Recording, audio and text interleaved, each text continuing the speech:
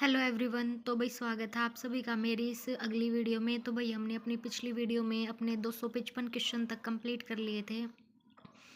I hope भाई आप सभी को वीडियो पसंद आ रही होगी। अगर आपको वीडियो पसंद आ रही है तो चैनल को सब्सक्राइब कर दिया करो और वीडियो को ज़्यादा से ज़्यादा लाइक और शेयर कर दिया करो। तो चलिए अब आपका टाइम वेस्ट ना करते हुए बढ़ते हैं अपने अगले क्वेश्चन की तरफ। तो इसमें सबसे पहला क्वेश्चन है 2011 के जनगणना के अनुसार हरियाणा की कुल जनसंख्या कितनी थी।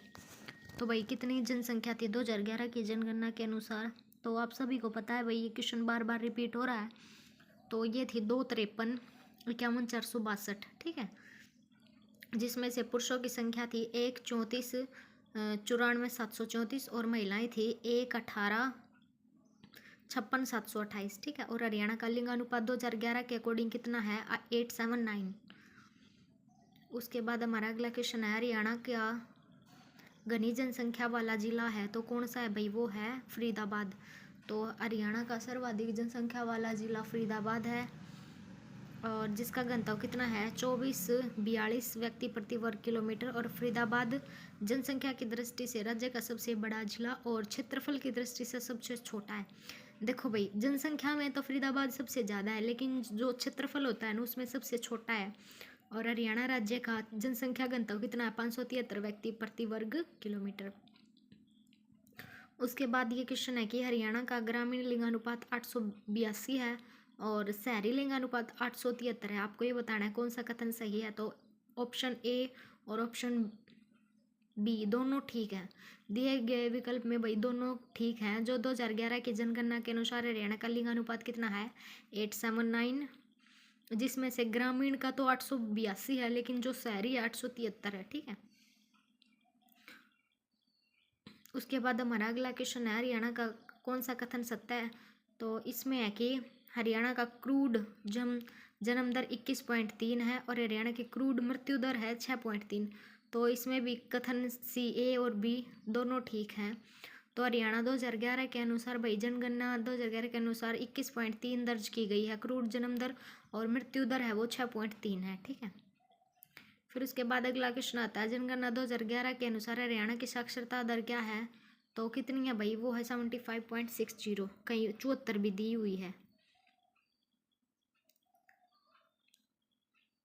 जिसमें से जो पुरुष है ना वो 84.06% पढ़े हुए हैं और महिलाएं 65.94% पढ़ी हुई हैं। और आपको पता है कि हरियाणा की टोटल जनसंख्या है 253 51 462।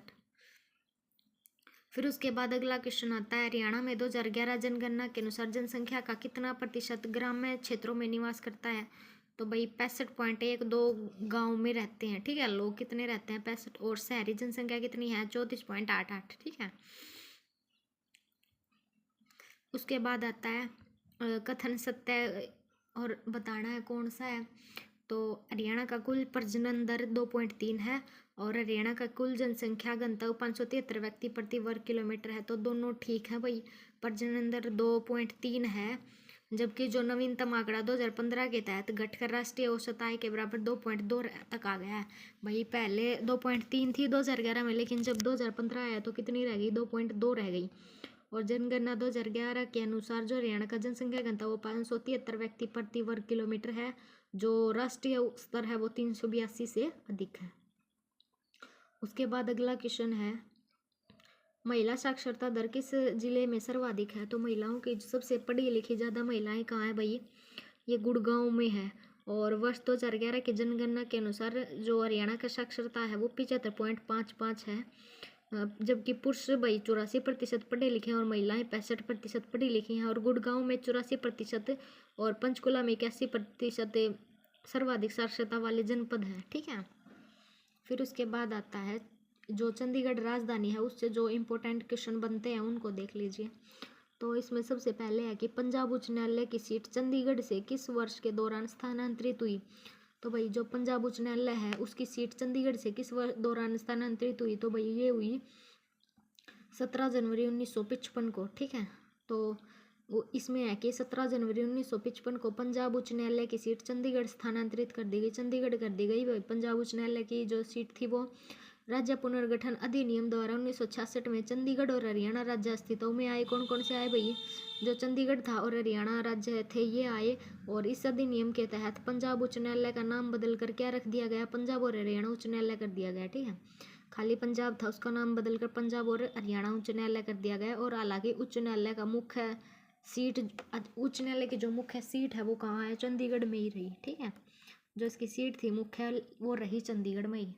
फिर उसके बाद अगला क्वेश्चन है, आप ये मत बोलना कि भाई ये क्वेश्चन बार बार रिपीट क्यों हो रहे हैं, क्योंकि ये जितने भी क्वेश्चन बार बार रिपीट हो रहे हैं ना, ये बहुत ज़्यादा मोस्ट इंपॉर्टेंट क्वेश्चन है। और आप वीडियो को कंप्लीट देखा करो, ये नहीं है कि बीच में ही छोड़ के भाग गए, तो ऐसे भाई पता नहीं चलेगा कि कौन कौन से क्वेश्चन आए हुए हैं पेपर में। इसके बाद आता है चंडीगढ़ उच्च न्यायालय के भवन का डिज़ाइन किसने किया? तो वो किया भाई ली कार्ब्यूसियर ने। उसके बाद अगला क्वेश्चन है,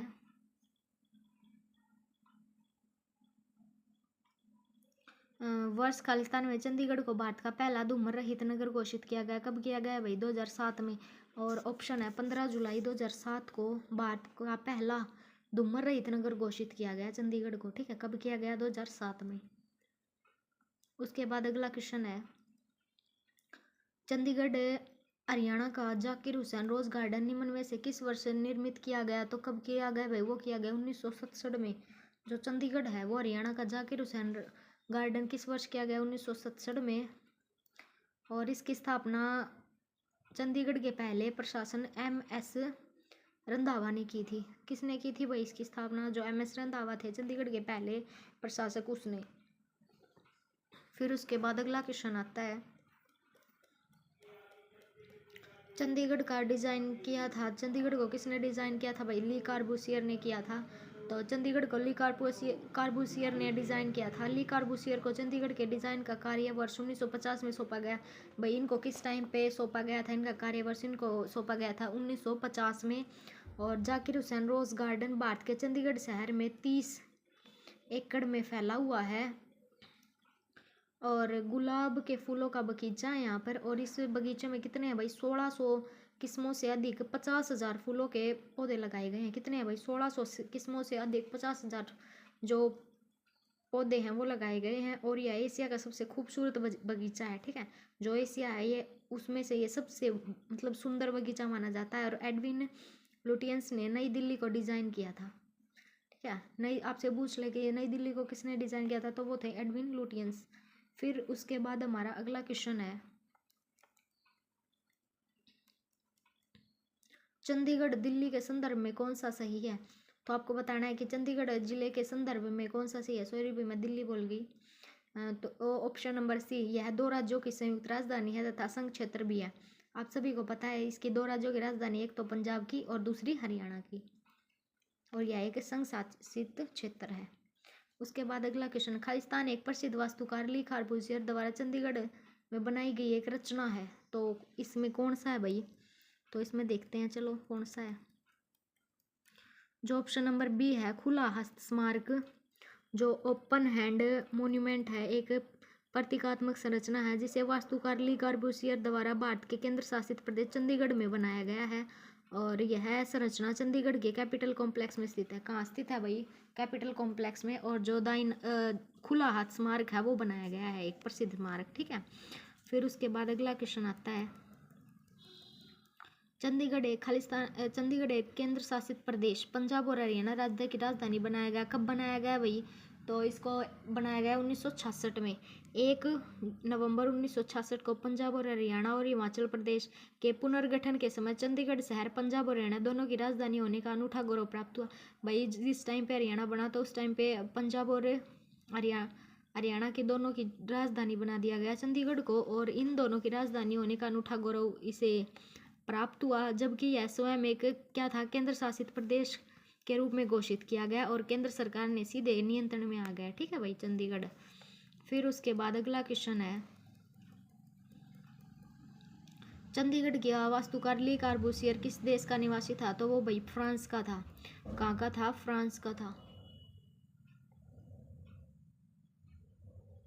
जो जिसने इसमें आता है कि फ्रांस का निवासी था और भारत के प्रथम प्रधानमंत्री जो पंडित जवाहरलाल नेहरू ने कार्बूशियर से चंडीगढ़ संरचना की योजना बनवाई थी, क्योंकि यह उनके सपनों का शहर था। अगर आपसे पूछ ले कि पंडित जवाहरलाल नेहरू के सपनों का शहर कौन सा था, तो वो था चंडीगढ़। ठीक है, उन्होंने बोला था इसको डिज़ाइन तैयार करने के लिए जवाहरलाल नेहरू ने कार्बूसियर को। और इसके बाद आता है यह भारत की 20वीं शताब्दी में शहरी नियोजन और आधुनिक वास्तुकला में सबसे अच्छे प्रयोग में से एक माना जाता है। और चंडीगढ़ शहर का नाम किसके नाम पर पड़ा है भाई? चंडी मंदिर से लिया गया है। ठीक है, उसके बाद हमारा अगला क्वेश्चन आता है, चंडीगढ़ में रॉक गार्डन की नींव किसने रखी? तो चंडीगढ़ में रॉक गार्डन की नींव रखी नेकचंद सैनी ने। ठीक है, हरियाणा की राजधानी जो चंडीगढ़ है उसमें सुखना लेक के पास, जो सुखना लेक के पास क्या है भाई? रॉक गार्डन है, जिसकी नींव 1957 में एक सरकारी अधिकारी नेकचंद सैनी ने रखी थी। भाई किसने रखी थी इसकी? 1957 में रखी थी। और जो नेकचंद सैनी जी हैं उन्होंने रखी थी, जिसका उद्घाटन 1976 में किया गया था। ठीक है, नेकचंद सैनी द्वारा खाली समय में कचरों और एवं पत्थरों से, जैसे बोतल, गिलास, चूड़ी, पत्थर, मिट्टी के बर्तन, टूटे पाइप आदि से इसका निर्माण किया गया था। किसके द्वारा? नेकचंद सैनी द्वारा। और जो ये कचरा वगैरह और पत्थर वगैरह, इनसे इसका निर्माण किया गया था। उसके बाद अगला आता है, चंडीगढ़ खालिस्तान द्वारा शासित है। चंडीगढ़ किसके द्वारा शासित है भाई? तो आप सभी को पता है ये किसके द्वारा शासित है, वो केंद्र सरकार के द्वारा शासित है। तो चंडीगढ़ वर्ष 1952 से वर्ष 1966 तक पंजाब राज्य की राजधानी थी। किसकी राजधानी थी भाई? 52 से लेकर 66 तक तो पंजाब राज्य की राजधानी, लेकिन 1 नवंबर 1966 के बाद क्या किया? हरियाणा की भी राजधानी बना दिया गया। उसके बाद आता है, चंडीगढ़ किन दो राज्यों की राजधानी है? तो ये है भाई पंजाब और हरियाणा की, सभी को पता है। 1 नवंबर 1966 को बनाया गया था। उसके बाद अगला आता है, राजधानी सिटी चंडीगढ़ का नाम व्युत्पन्न किससे लिया गया? आपको सभी को पता है, चंडी मंदिर से। ध्यान रखना, जिसका चंडीगढ़ के नाम का अर्थ क्या है? चंडी का किला। और यह किला हिंदू देवी दुर्ग के रूप में चंडिका या चंडी मंदिर के कारण पड़ा। किसके कारण को पड़ा भाई? चंडिका या चंडी मंदिर के कारण।